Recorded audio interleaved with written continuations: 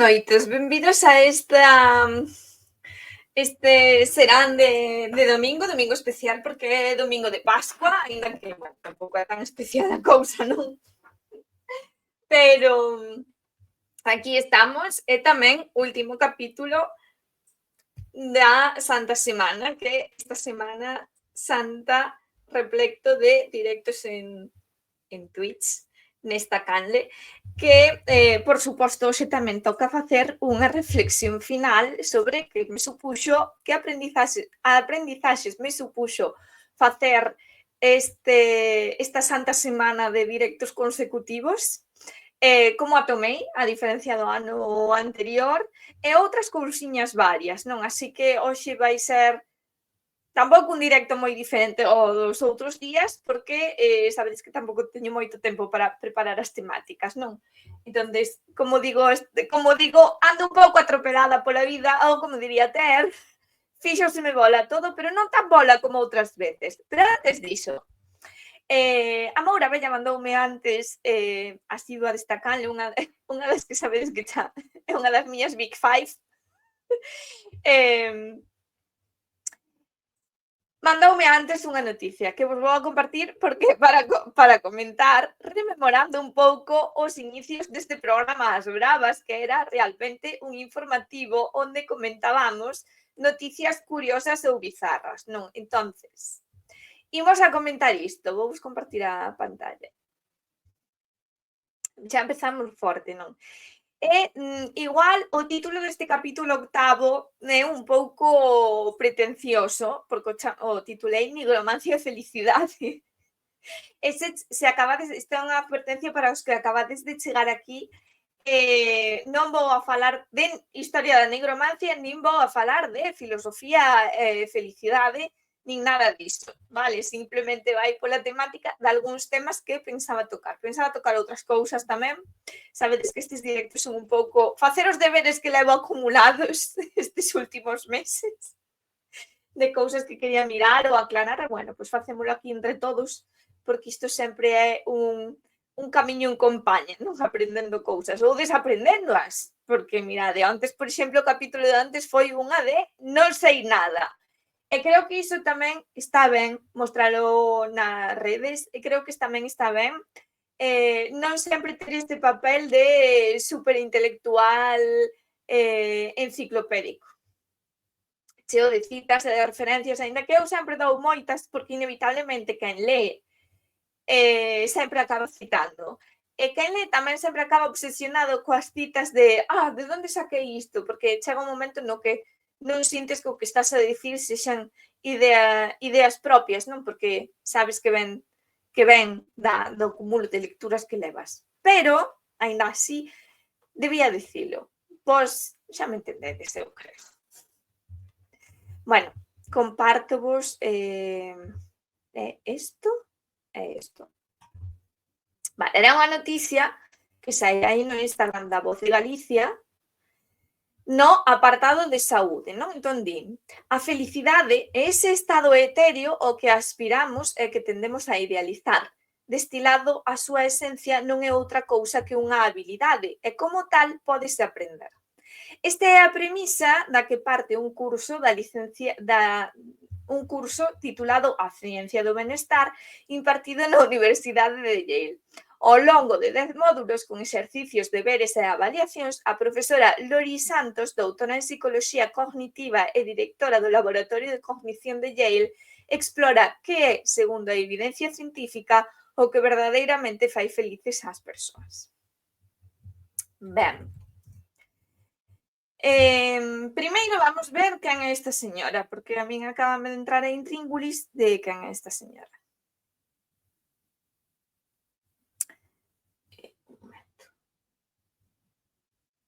Aquí. Que é, como se chamaba? Lori Santos.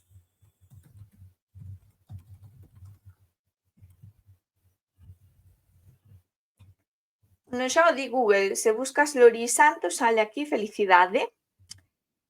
Estivo invitada a unha destas entrevistas que fai BBVA, Lembremos que BBVA apoiou tamén a... que queres, pelusiña? Lembremos que BBVA apoiou a exposición de Leonardo da Vinci que fixo o famoso presentador Cristian Gálvez, que se autodenominou un dos maiores expertos en Leonardo da Vinci do mundo. Vale. E o cal lle coaron as historias do Códice Romanov. O sea, unha cousa que tal. Entonces eu, partindo diso, xa non lle dou moita credibilidade ás persoas que entrevistan BBVA, que ademais fan así como entrevistas sobre cuestións así como moi abstractas e moi etéreas, non? É como triunfar na vida, é como moi motivacional, é moi mindfulness, é moi tal, é moi disfrazado de seriedade e de ciencia e tal. E que se esta señora é profesora de psicoloxía cognitiva na Universidade de Yale, probablemente é unha persoa moi científica. Pero digamos que xa dubidas un pouco do tipo de escollas que fan en BBVA. Entonces, primeiro vamos ver quen é esta señora. E despois, se eso, poñemos o vídeo e comentámolo así ás bravas, porque, por suposto, non os coitei antes, non? Lori Santos, nacida en 1975, American Cognitive Scientist, é profesora de psicoloxía na Universidade de Yale, directora do Laboratorio de Cognición de Yale, tamén leva o Laboratorio de Cognición Canina de Yale. Bueno, vale. Fields, psicoloxía, cognición dos primates e cognición canina. Carreira e investigación. En 2003 comezou a ser asistente do profesor en psicoloxía e ciencias cognitivas da Universidade de Yale e chegou a ser profesora asociada en 2009. As súas investigacións tratan sobre a orixe evolutiva do cerebro humano e a comparación de habilidades cognitivas dos humanos e non humanos, incluindo primates e cans. Foi nomeada Sliman College no 2016, que iso non sei o que é, porque é un título da Universidade de Yale que vai que saber. E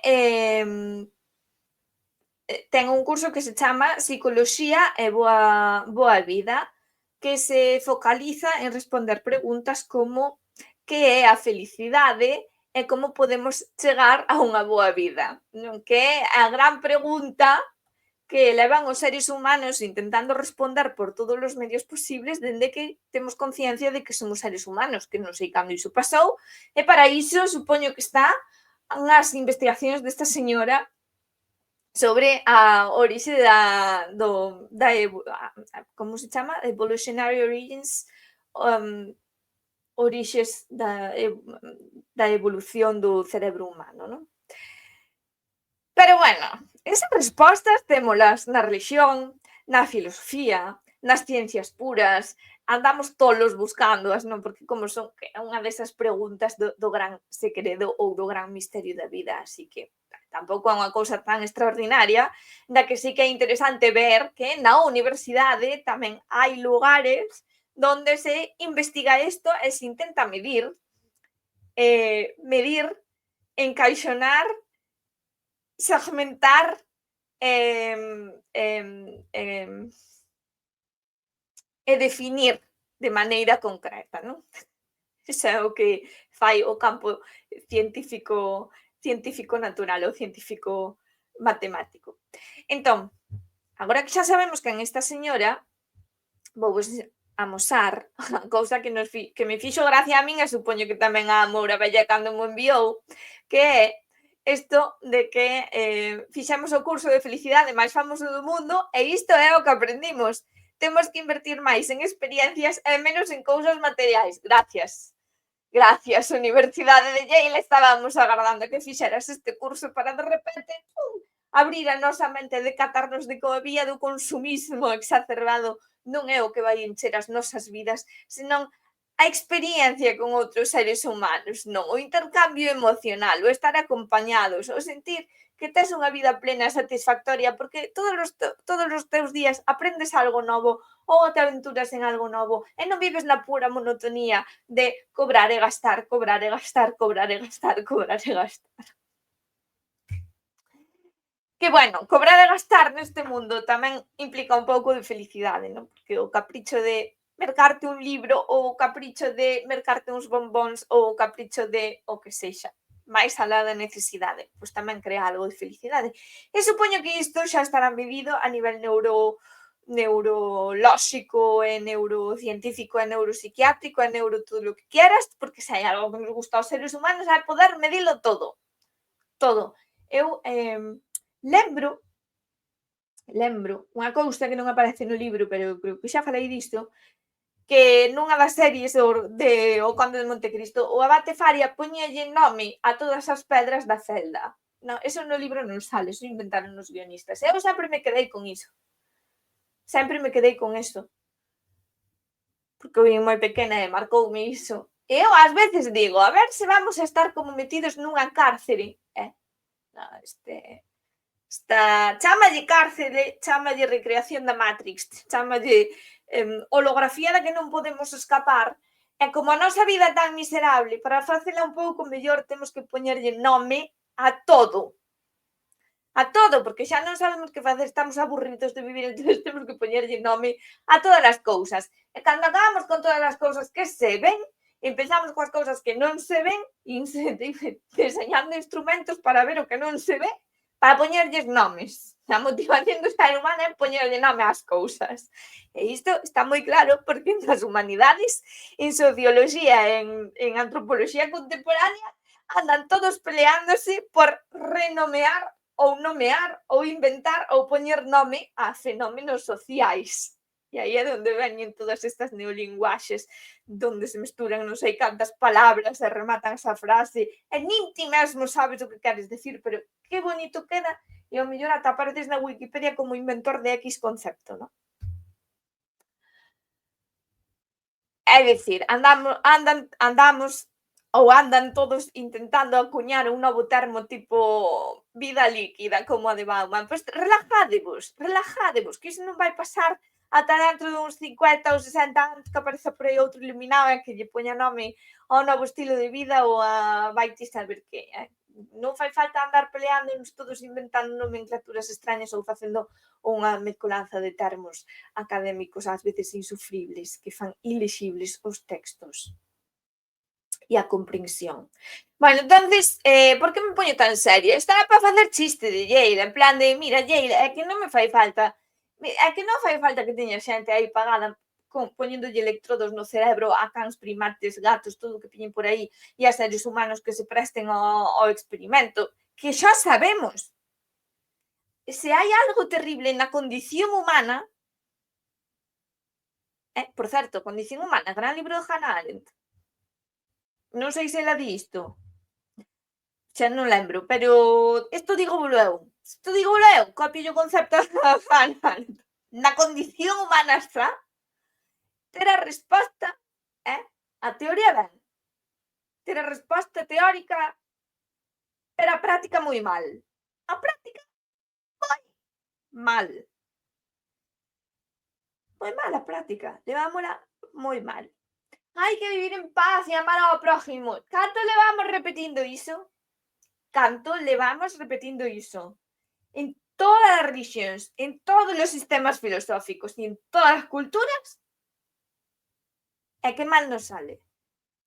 Se nós xa sabemos, Yale, xa sabemos a resposta de cal é a felicidade, xa sabemos. Pero gústanos coller o camiño longo. Gústanos facelo mal para estar entretidos en intentar facelo ben. É a maldición do ser humano, vai na nosa condición de ser humano. Claro, un gato igual non se pregunta se é feliz ou se non é feliz. Igual pregúntase, teño fame ou estou aquí no medio da rúa e fai frío que carallo. E seguramente cando está o quente ten a barriga chea, pois estará contento, pero igual o concepto de felicidade non o pilla, pero os seres humanos sí. Sí. E despois vives amargado toda a vida porque no momento en que rozaches a verdadeira extrema felicidade, que iso debe ser unha milésima de segundo na vida, bueno, igual máis, que hai xente afortunada, non todos son desgraciados. Despois vives aínda máis amargado porque che custa máis acadar esa plenitude. E entonces desesperas máis. Canto máis desesperas, máis lonxe che parece esa plenitude. E entonces é todo unha bola de miseria, que é o precio que temos que pagar por ser animais de razonamentos complexos. Porque non sei no ámbito académico como se expresan estas cousas, pero os animais tamén razonan, os animais tamén calculan como escapar en momentos de perigo, como coller unha presa ou como vivir coa panza chea e tamén saben acomodarse e adaptarse e tal. Sí, uns son máis adaptables que a outros, todo o mundo vegetal e animal ten cada un o seu carácter particular, pero nós temos un razonamento máis complexo, damoslle máis voltas a todos e somos peor que un hámster nunha roda. Somos despreciables. Eu xa estou misántropa. Xa estou misántropa. Entón, Yael, mira, vale, ben, mide o que queiras, sabes, collete a todos os filósofos que trataron sobre a felicidade, Santo Tomás de Aquino, por exemplo, non, coa súa teoría da virtude que lle copiou a Aristóteles, bueno, copiou inspirouse, moitas voltas máis non lle deu, pero inspirouse, digamos que se inspirou. Bueno, a ver, estou exagerando un pouco, despois pasa por aí un entendido en filosofía e caneame. Entonces, ben, pois colle todo iso e mídio, se che apetece medilo, pero non nos veñas agora con que descubriches o segredo xa está aí á vista de todos, todo o mundo sabe o segredo da felicidade. Agora, complicásenos acadala ou executar ou tal, sentirnos, claro, porque por exemplo,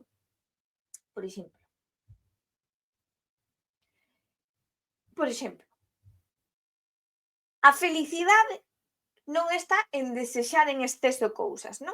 Por exemplo, non está en cousas materiais, en consumir cousas materiais, non.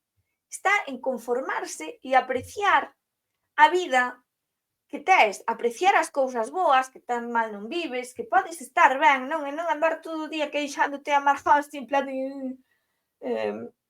Ben, hasta aí estamos de acordo, non? Pero hai un perigo aí, porque podemos caer no conformismo extremo e absoluto. E o conformismo extremo e absoluto crea sociedades que non evolucionan, que se estancan e que non intentan resolver os seus problemas de miseria, por exemplo. Isto é unha cousa que é unha dos lados oscuros das filosofías orientais levadas ao extremo, que tamén serven para xustificar unhas estratificacións de poder. Que nos parece todo que é moi bonito, non? Nas filosofías orientais, pero tamén ten esa parte escura, pois igualmente, igual que as filosofías occidentais e cristianas, de sesgo cristiano, todo, pues, todo acaba xustificando a estructura de poder que tes. Que foi primeiro o ovo ou a galiña? Non o sei, igual primeiro foi o coello de Pascua, que é o que trae os ovos.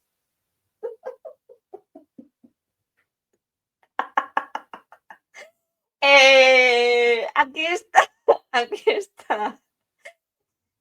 Esta roda non a viste de chegar. Eu tampouco, acábame de sorprender a min mesma. Bueno, dito isto, que non sei que máis podo comentar de Yael, moitas gracias por decirnos algo que xa sabíamos todos.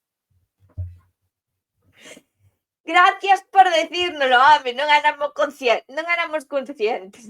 No, claro, porque igual é que este saber era inconsciente, non sabes como yunca estes. No, porque claro, isto é unha cousa que non se di moito, non se escoita moito por aí, porque xente lista hai no mundo, e xa o dixeron antes que a min.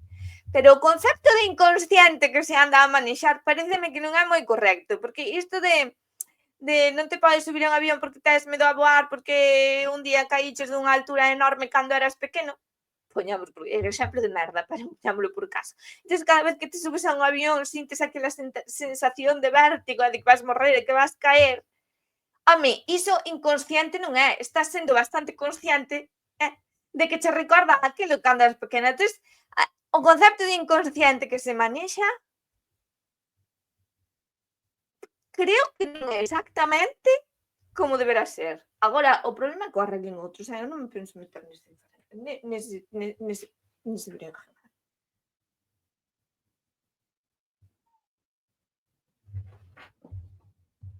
A ver, Pelu, súbete aí, ó. Que faz aí? Desde logo, non che vale un sitio, non che vale outro. Bueno, dito comentado isto da Universidade de Yale, de que máis podemos falar? Seguides no directo? Sí, está a streamear aquí. É que se me ocultou. É que sabedes que eu son maravillosa pechando ventas que non teño que pechar. Entón pensei que pechar a ventana do directo. Non, sigo aquí. Teño un comentario por aquí. Boas noites, Anego. Non sei se chegache, se saúdas agora ou se xa levabas un anaquiño escoitando. Moitas gracias por pasar. Nada, estábamos a falar de que a Universidade de Yale descubriu o segredo da felicidade, pero xa o podes ver despois, en diferido. Bueno, o caso é que para cambiar un pouco de tema, para atender ao da nigromancia, era por dicir que comecei a ler este libro, hai tempo que o teño, pero como está en alemán, pois deixeino para momentos así de extrema concentración, non? Entón estiven a ler Das Buch, que boa pronunciación, Madrid, Das Buch aller verbotenen Künste, o libro de todas as artes prohibidas, escrito por Johannes Hartlieb en agora mesmo século XV. Vale. Entón, a ver, que vos podo comentar? Bueno, a primeira parte, a introducción, responde ás típicas preguntas que tamén aparecen despois no Maleus, non? Porque este é anterior ao Maleus. De como pode ser, como opera o demo no mundo, como pode ser que o demo teña seguidores na Terra, porque Deus permite que o demo actúe, se Deus é omnipresente e todopoderoso, e todas esas cousas. Entonces, a introducción non ten moito de novidoso, pero o primeiro, bueno, sí que di que hai varias artes que están prohibidas. Son aquelas artes, a ver se o atopo, é que non marquei, pero sei que iso de xente con paciencia.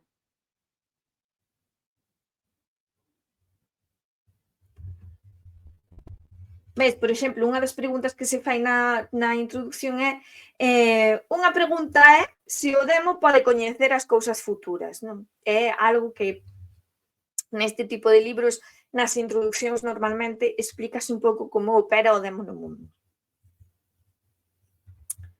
Por exemplo, pode o demo coñecer os pensamentos e as interioridades do corazón.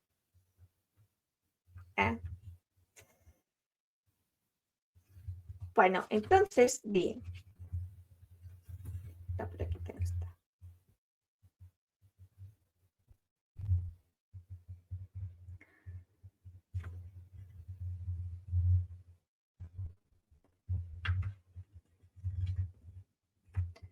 Por aquí ten que estar.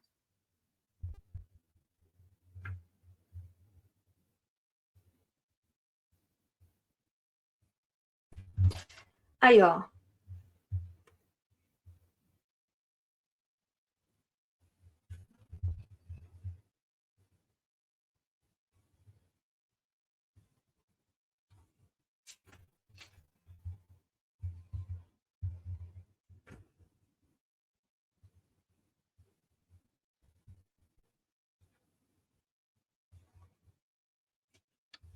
Bueno, da igual. Non vou ler exactamente, porque senón vamos botar aquí a noite inteira. Di que as artes prohibidas son a nigromancia, a xeomancia, a hidromancia, a aeromancia e a piromancia. É a ciromancia e a espatulamancia. A espatulamancia é a adivinación a través de osos de animais, vale? Todo o resto, bueno, pois a adivinación por cera, a adivinación por lume, por pedras, por auga e por aire. Entón, en nigromancia, di... Ai, espera. Que é unha cousa que me chamou bastante a atención. Bueno, hai varias cousas que me chamaron a atención, pero a comentar máis profundamente outro día, se iso. Que pasa, peluchis? Que? Que pasa pa butaca? Se estás aí todo de comer, non teñas roñado. A nigromancia tamén é chamada a schwarze Kunst, a arte negra.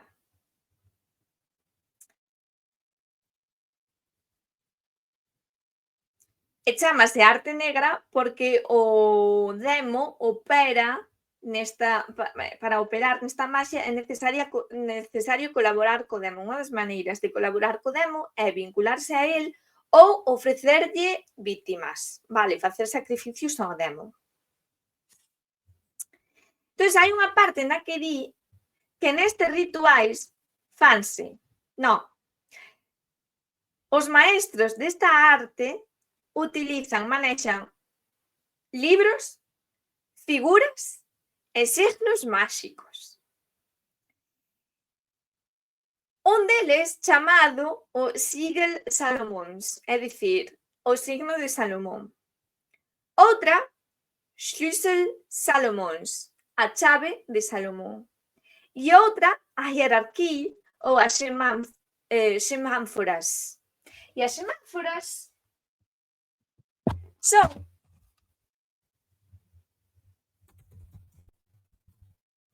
mellor busco para decírvolo con exactitude.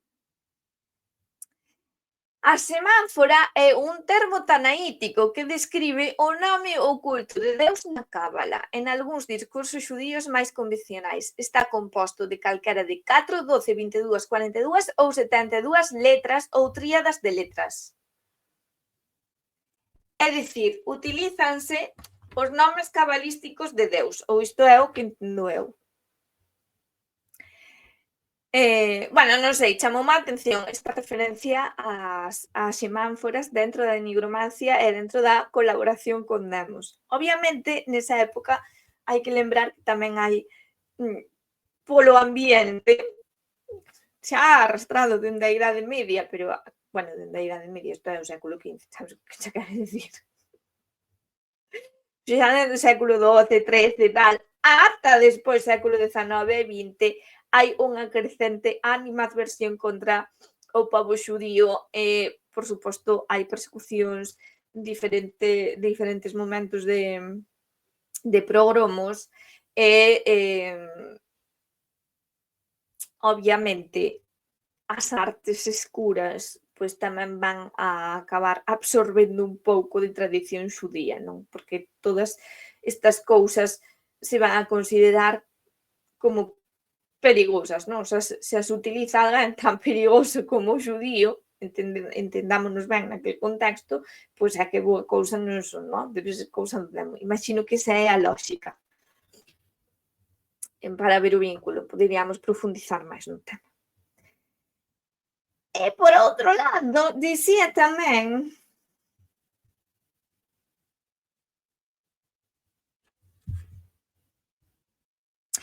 que te podes vincular a un demo. Normalmente ese demo a que te vinculas vai se queixar, que o mancas, que non sei que o tal, pero en realidade está ben contento. Logo, os demos son un pouco masoquistas. Gustalle estar señoreados.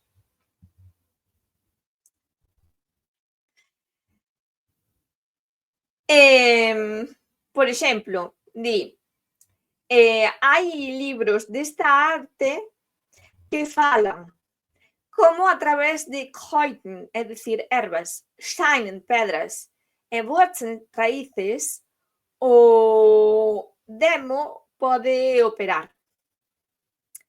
Un destes libros, por exemplo, é o Kidanieden, que é un libro atribuído ou considerado dentro dos escritos herméticos, que ten un lapidario interesante, un herbolario tamén interesante. E di tamén donde se fala da mistura de ervas, pedras, peixes e aves e diferentes metales a través dos cales se poden conseguir cousas do demo. Cousa bastante interesante. Atópanse estes libros en lugares como Tebit. Bueno, atópanse estes libros Tebit, Ptolomeus, Leopoldo de Austria e Arnoldo de Vilanova. É dicir, que os libros estes estaban espallados por aí, pois normal, pois os lapidarios e todo iso eran, home, hasta Alfonso X o Sabio ten un lapidario, non? O Picatrix, todos estes rollos. Dícese tamén que fala dos anos, dos signos, dos planetas e das estrelas, que sirven a esta arte, o amor, a paz, a felicidade, non? Entón, despois explica un pouco do de Arnoldus de Vilanova. Ata aí cheguei,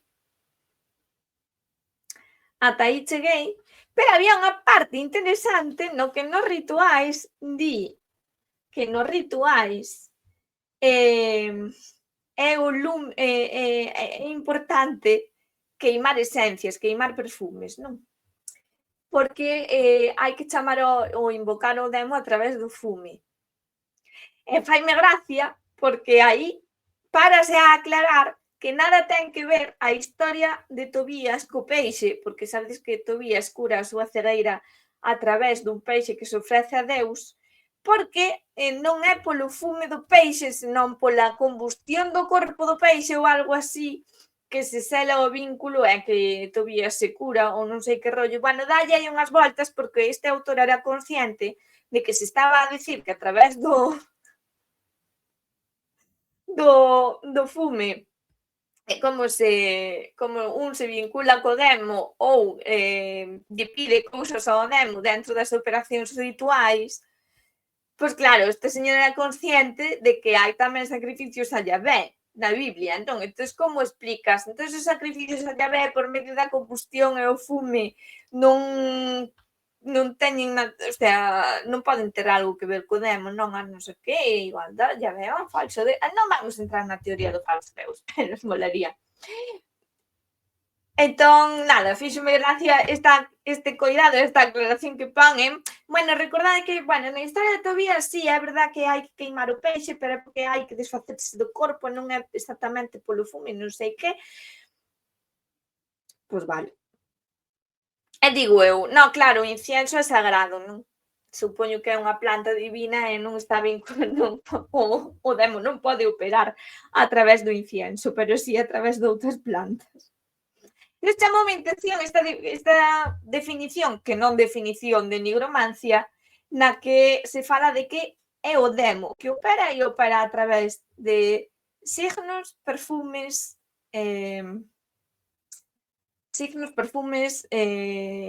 vítimas como, bueno, peixes, animais, paxaros, polos, metais e pedras, non? Esta mestura tamén das xemánforas, o cianides,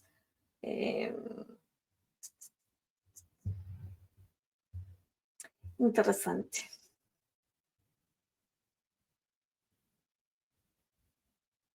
Outro libro do que fala é o Liber Consecratus, por exemplo, As Maravillas de Cesario, Liber Rasselis. Bueno, xa vos falarei un día en profundidade, só quería facer este comentario, xa que estiven aí un pouco ocupada. Ai, aquí mencionan o rei de España. Por que? Algo de Reis Magos. Que hai moita mestura de cousas, non?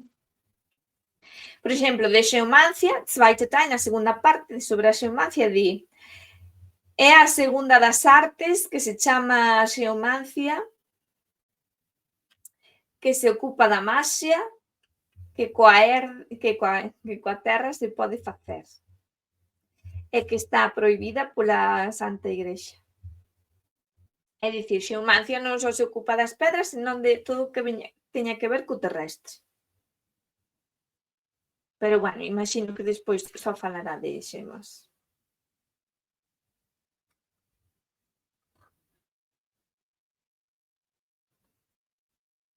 E, por certo, este libro comprei-no de segunda man e ben subrayado.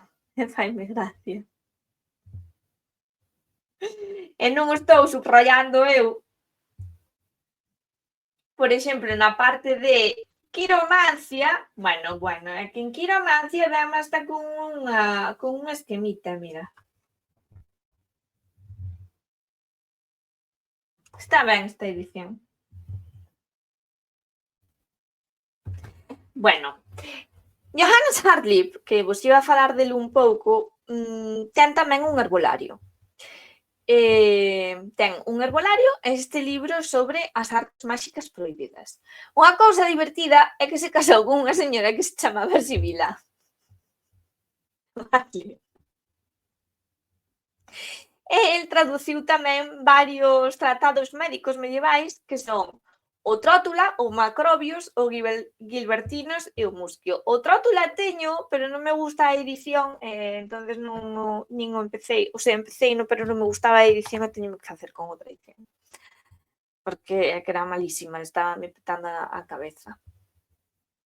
E o que non sei é se podo ver unha cousa, porque podíamos facer unha cousiña interesante, que era ver o Hartlieb. Johannes Hartlieb. Book of Herbs. The Public Domain Review. Vale, entonces, o libro de Hartlieb ten miniaturas, non de plantas. O que pasa é que isto de public domain non me pañen os nomes das plantas. Ai, sí que veñen. Vale, espera. Eu esta semana rematei falando de plantas sempre, de catades, pois non foi adrede, Cala public domain, non me vou suscribir. Entonces, aquí tedes as miniaturas das plantitas. A alcarna, pois non sei cal é, pero a marshmallow é un tipo de malva. E iso unha malva a min non me parece. Marshmallow plant.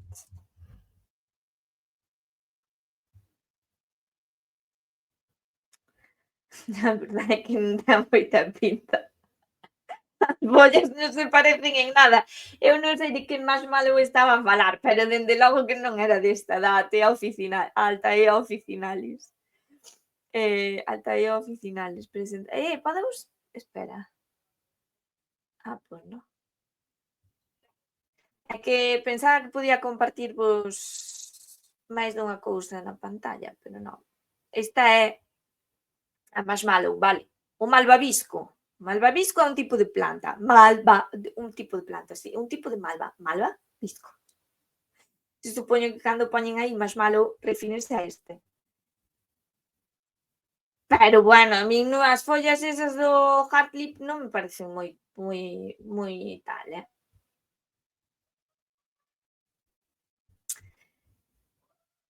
Que pasou, peluche? Que queres? Onde queres ir? A ver.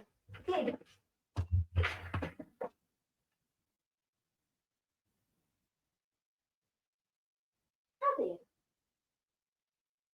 Bueno, pois onde? Ai, que a señorita quere mimos para comer.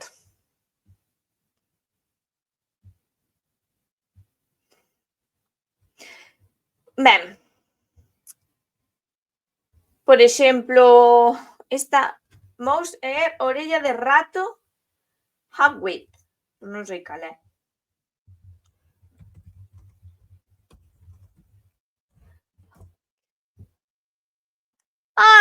Unha composta. Vale.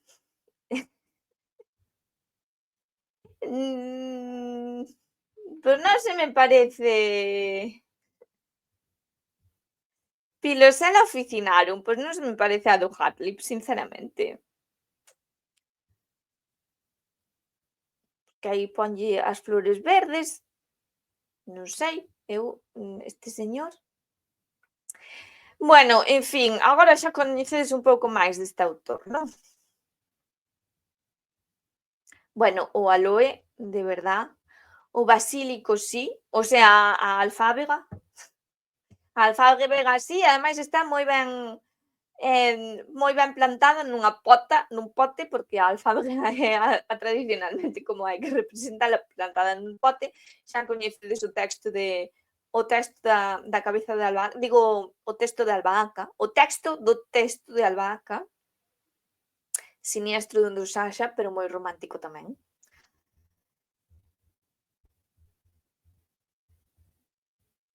A camomila, que bueno, algo máis parecida á realidade pode ser. A cebola, pero xa vedes como é a cebola, ti te se che dicen que xa a cebola, pois podía ser, bueno, sí, ten pinta de cebola, pero, bueno, moi exacta non é. St. John's Wort,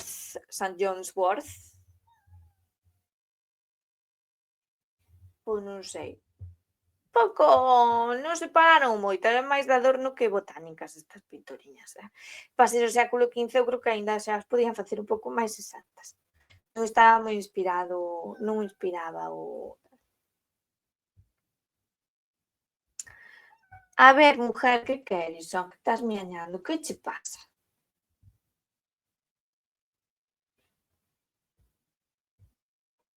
Que? Non! Que pasa, Chifi? Que pasa? Queres saludar? Deixamos saludar hoxe.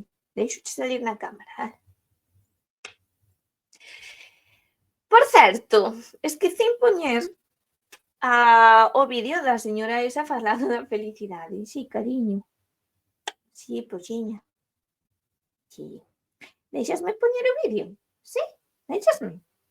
Veña, vamos poñer o vídeo a esta xente da felicidade, que se me foi a pinza antes. Vasme axudar, ou? A ver.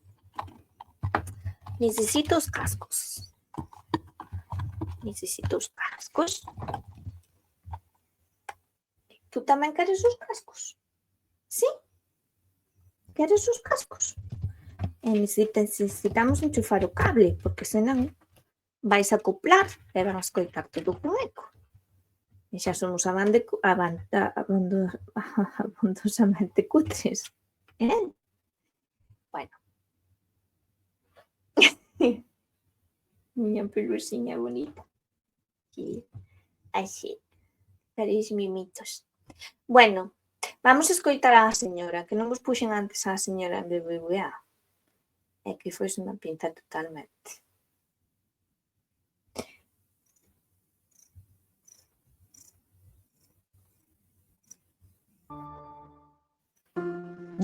Creo que algo que nos enseña la ciencia es que, aunque todos buscamos la felicidad, no solemos hacerlo bien. Tenemos ideas preconcebidas sobre las cosas que pueden hacernos felices, pero a menudo nos equivocamos. Mira, non facía falta que a invitaran, xa vos lo dicía eu. Lo que nos sugiere la ciencia es que hay cosas muy simples que podemos hacer para mejorar nuestro bienestar. A nuestros estudiantes les damos una lista de estos son los comportamientos que te harán más feliz. Tenemos 2 décadas de investigación que sugieren que sí funciona, que copiar los comportamientos de la gente feliz te hace más feliz. ¿Qué comportamientos son? Creo que identificas 5, ¿no? Vos credes que copiar os comportamentos da xente que é feliz faite máis feliz? Ese é moi fácil de decir, pero que comportamentos son? Porque a mellor hai xente que é feliz xogando ao pádel Ou tú pensas que é feliz xogando ao pádel e o pádel non, mellor te iba a xogar non és feliz porque o pádel non é para ti. Igual o que tens que copiar é o facer deporte. Ou igual o que tens que copiar é o ser constante. É que unha cousa é o que ves na superficie e outra cousa é todo o que leva a esa persoa a comportarse así. Entonces, iso de para ser feliz o que tens que facer é copiar a xente que é feliz. É como, para ser rico o que tens que copiar é a xente que é rica. Pero resulta que despois os emprendedores o que fixeron foi non copiar, senón ser orixinais e inventivos, ao mellor. Porque, sabes, non sei, é que isto é... Sí, hay varios. Uno muy importante y que no solemos tener en cuenta es dedicar tiempo a socializar. Pois non, señora, a mí socializar non me fai feliz. A mí socializar saca o animal que levo dentro. Cánsame. Eu socializo 2 horas e despois estou reventada 2 días. Dame máis resaca que tomar 12 cervezas seguidas. Socializar, non. É que a xente é moi cansina. Cansa moito socializar. Porque eu normalmente teño que facer o esforzo en socializar, o resto da xente non pon a súa vontade aí para socializar. Van polo mundo así ao tolo, sabes? Todos los estudios a gente feliz sugieren que las personas felices pasan mucho tiempo con otros y pasan mucho tiempo con aquellos que les importan. Es algo que normalmente dejamos. Aí está, pasar tempo coa xente que te importa. Exemplo, eu non quero socializar, eu ao mellor quero pasar tempo con Peluchiña. A mí para isto que este agora aquí comigo, para min iso é felicidade. E, sin embargo, isto non é un plan social. Bueno, o plan social porque estou falando con vos, pero xa me entendedes, non hai calor humano, pois está a friaxe dunha pantalla. Entonces, socializar depende. Hai xente que igual necesita socializar en pequenas doses. Sí, somos animais sociais e necesitamos socializar.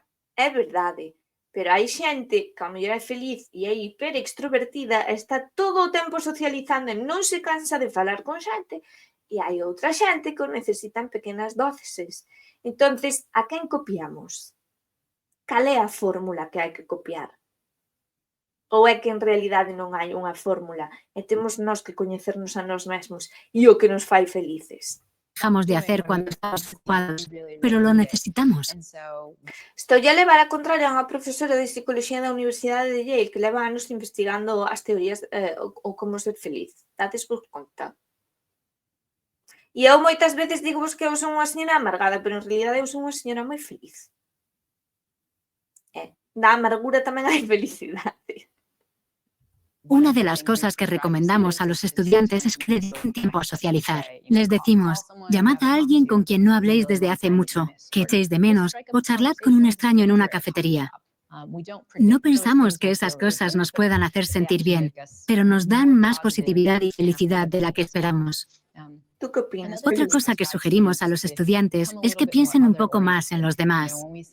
Cuando hablamos de la felicidad personal, normalmente pensamos en autocuidados o en darnos caprichos y hacer cosas buenas para nosotros. Pero la ciencia demuestra que la gente feliz no suele hacer eso, sino que pasa más tiempo pensando en los demás. Donan más a causas sociales al año, dedican más tiempo al voluntariado, no se centran tanto en sí mismos, sino que ayudan a los demás. Otra cosa que recomendamos a los estudiantes es dedicar tiempo a hacer buenas acciones, que hagan algo bueno por alguien. Isto non vos parece un pouco relixioso? En plan de, sé caritativo cos demais, entonces Deus agraciarate, é dicir, serás feliz, porque estarás en equilibrio divino, non o vedes? Porque agora mesmo estou no vendo moi claro, porque eu aquí estou a ver as virtudes teologales,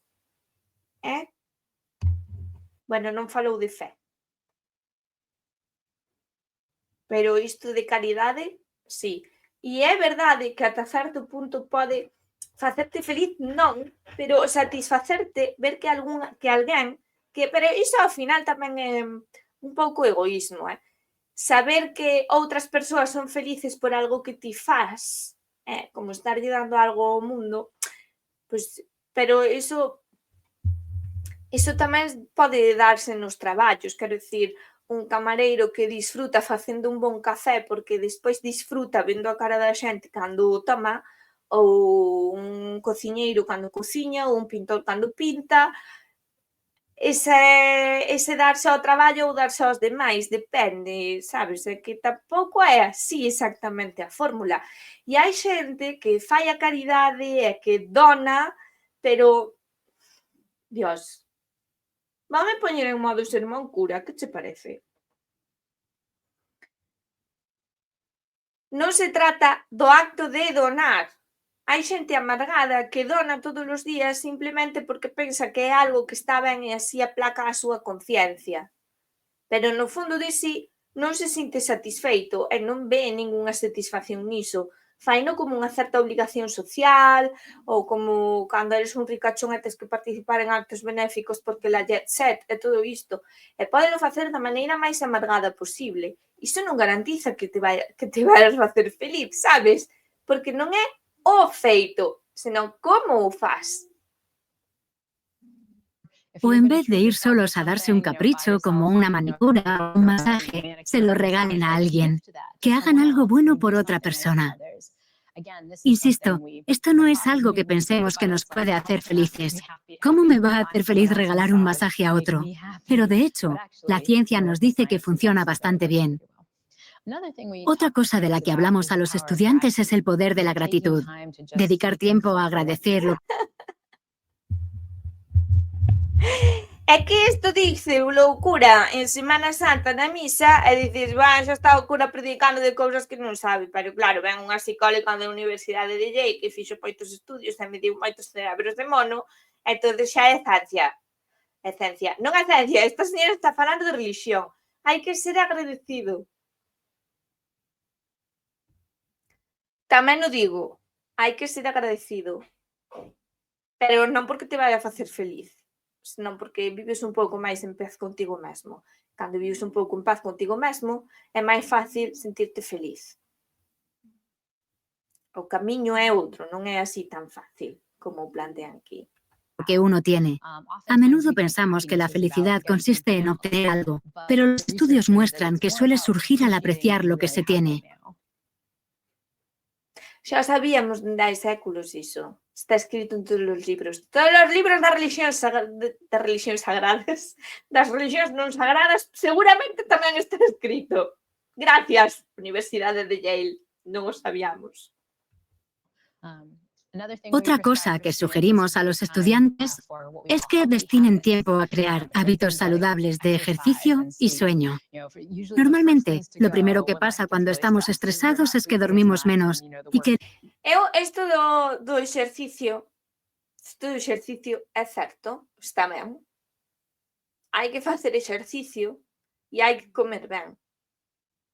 Pero sempre digo, isto é a teoría ideal dun mundo ideal donde todos vivimos no xardín do Edén, sabes? E temos que sair facer exercicio porque hai que moverse un pouco para non agarrotarnos, vale?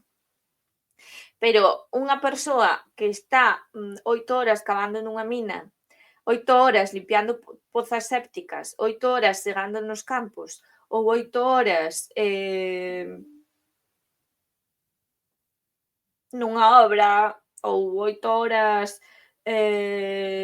nun asilo de persoas anciás movendo esas persoas encamadas para limpialos, para bañalos, para darlles de comer, para o que sexa, despois das súas horas 8 horas de traballo, o último que quere, nin antes nin despois, o último que quere é poñerse a facer bici ou gym ou aquagym ou ir a reventarse máis.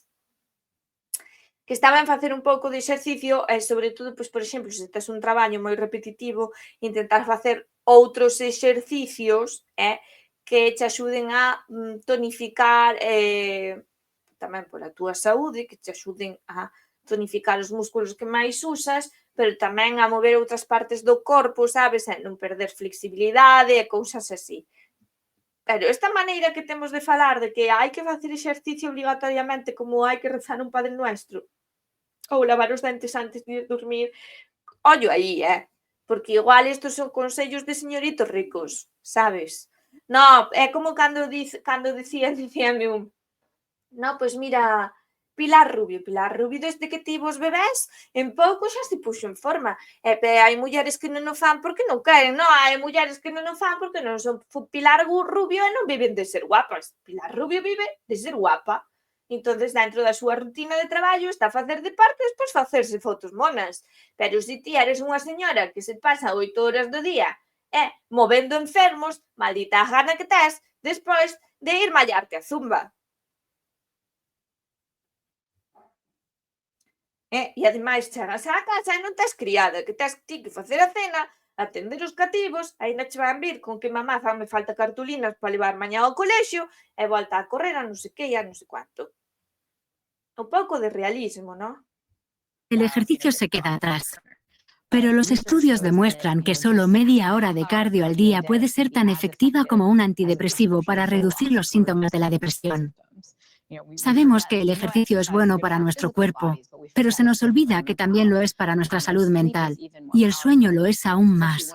Es uno de los motivos por los que creo que vemos esta crisis de salud mental en las universidades, porque los estudiantes duermen probablemente entre 4 y 5 horas al día. Non é por estrés dos exames, Según los estudios, incrementar las horas de sueño puede ayudar mucho con los síntomas de falta de salud mental. Finalmente, suelo pedir a mis estudiantes que se tomen el tiempo para ser Vedes que está equiparando, que tamén eu... espera, que non sei o que dice en inglés, un momento. probablemente entre 4 y 5 horas al día. Según los estudios, incrementar las horas de sueño puede ayudar mucho con los síntomas de falta de salud mental. Non lle escoito ben coa... Non lle escoito ben, e subtítulos solo hai en español. Subtítulos. Sí, solo hai en español, bueno, en catalán. Non lle escoito ben o que di en inglés. Pero non sei eu se é moi ortodoxo dicir que felicidade e saúde mental están vinculadas na maneira en que está a dicir. É dicir, que unha persoa que está ansiosa porque ten exames e non dorme moito e está estresada e non sei que non sei canto, podemos chamarlle saúde mental? E estamos comparando con trastornos máis graves. Estamos dicindo que felicidade e saúde mental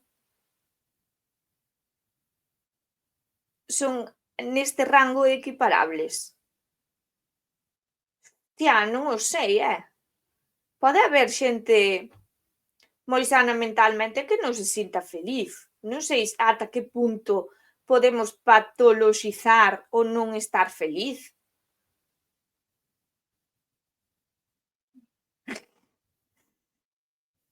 Claro, no momento en que patoloxizamos o non ser feliz porque en todo o plano psicolóxico da nosa vida pois hai certo desorde, pois entonces somos todos uns enfermos mentais.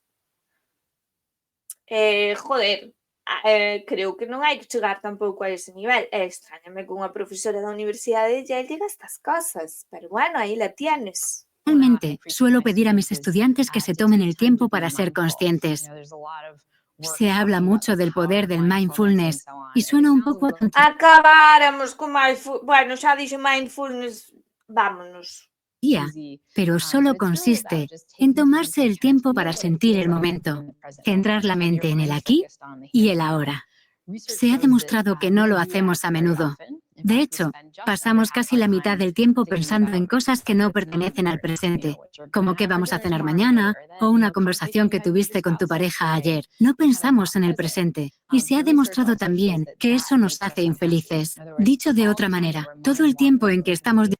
Por outro lado, se establecemos unha rutina de pensar só no presente e non somos previsores un pouco con mañá, tamén caemos nun estado de desequilibrio emocional. E tamén acabaríamos patoloxizados de algunha outra maneira. Non podemos estar totalmente presentes no presente todo o tempo.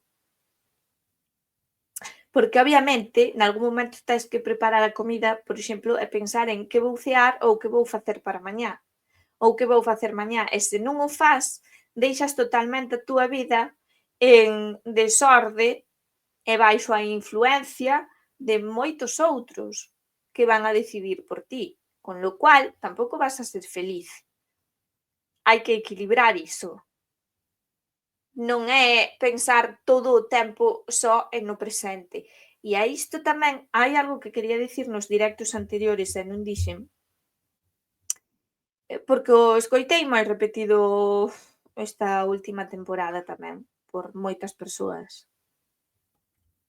A culpa é, por exemplo, de Krishnamurti e o mindfulness, todo isto. Mente en calma non é mente en meditación. Vale? Mente en calma no presente é un estadio moi superficial de meditación. Porque se admitimos que a mente en calma é meditación, entonces toda a xente estaría meditando todo o tempo mentras está metendo tornillos en tuercas nunha cadea de montaxe. E a mí pareceme que ese, desde logo, non é o estado meditativo ideal. Que non vos nego que non haxa un certo agromo de meditación aí. Pero se o chamamos sempre a todo, pois é que non sei, acabaríamos xustificando que os traballos repetitivos donde non hai, bueno, sí que podes estar pensando en outras cousas, pero se estás puramente centrado no que estás a facer e que é repetitivo e que entras nesa dinámica son sanos para a mente e resulta que tampouco son sanos. É que non sei, é que a xente lista que tiña que explicar estas cousas non o está explicando e eu non son abondo lista, que eu non son psicóloga, nin antropóloga, nin esas mierdas para explicárvolo eu. Nin son unha señora budista dos monasterios tibetanos. Divagando y pensando en otras cosas, somos menos felices que cuando nos centramos. Porque eu, por exemplo, son unha persoa que tamén é moi feliz divagando nas miñas mierdas, porque eu non pensedes que me ocupo o día, eu non ocupo os meus días rayada con discusións, que isto pódeme durar a mellor 5 minutos ou 10. É divertido, porque moita xente pensa que eu, cando me rayo, que me vai durar 3 días. Non me dura 3 días, eu paso enseguida de asunto e poñome a pensar nas miñas mierdas. Por exemplo, en que este señor Hadlir, que eu creía que era tan listo, me iba a explicar ben o que era a nigromancia e resulta que me mestura todo con lapidarios medievais. Digo que ten este señor en contra dos lapidarios medievais e do selo de Salomón, da clavícula e de todas esas cousas bonitiñas.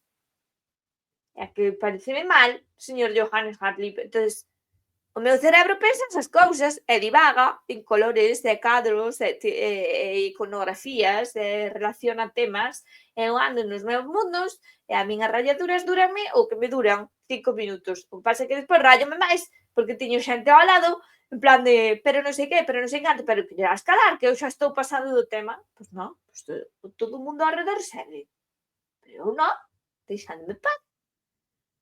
Entón, o meu cerebro necesita divagar. Divagar está ben, os seres humanos tamén o necesitamos. O problema é cando o facemos demais, cando quedamos metidos en bucles, atorados na voz maligna que tira de nós cara atrás sempre, que esa tamén está aí en min, vos sabédelo. Pero non é tan fácil como dicir, temos que estar no presente sempre, estar no presente sempre.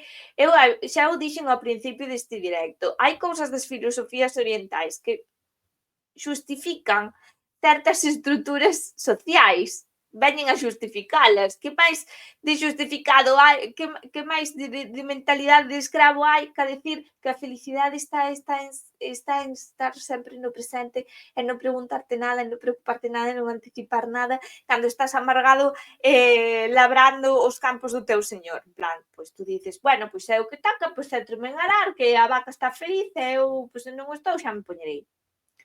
É que hai que ter cuidado con esas cousas, En el ahora. Una de las mejores formas de practicar esto es dedicar tiempo a meditar, unos 5 minutos al día. Vedes, a resposta sempre é meditar. Se isto dixera un cura, a resposta sería rezar 3 Padres Nuestros e unha Ave María. Pero, como dice unha señora de Yale, pois divos que meditedes. Meditades 1 minuto, 5 minutos ao día, xa está. Cúranse vos todos os males. Te sientas y te centras Xente meditando, esa xente meditando que está nos parkings do supermercado despois dunha longa xornada laboral, que se agarran aí ao volante e suspiran e toman 2 minutos de relaxación para dicir, veña, voume meter outra vez nesa mierda de estrés e pelearme con vellas pola cola do supermercado para despois chegar a casa, comer malamente, deitarte a dormir e seguir traballando o día seguinte. Cle, eses 2 minutos de meditación contan, é que estamos parvos todos, estamos parvos todos. en tu respiración. Cada vez que te va la mente, la traes de vuelta al presente. Este tipo de prácticas pueden reducir el parloteo mental, no solo cuando lo haces, sino habitualmente. Y eso es posible cambiando la configuración de nuestro cerebro. Lo normal es que nuestra mente se ponga a divagar cuando no estamos prestando atención, pero esas regiones del cerebro se vuelven cada vez menos activas cuanta más meditación practicas. E iso non sei, porque eu non medito tanto como para decirlo.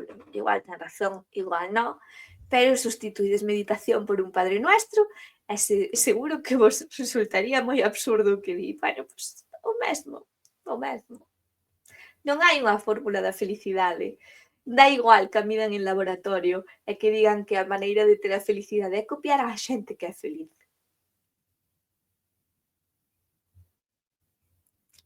Vale, copiade, a ver se sodes felices. Será esta señora feliz?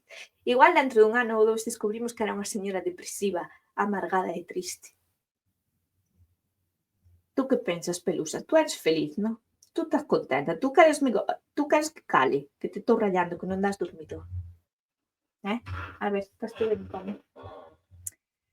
Bueno, miña xente, levo aquí como 1 hora e 11 minutos falando.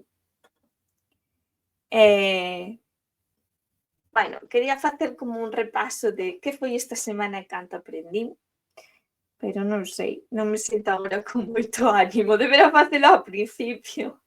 Sí que aprendín que, a pesar de todo, son capaz de manter a promesa. Tive axuda, por suposto, de René, que me animou, por exemplo, xa vistes que fixen algún directo ali.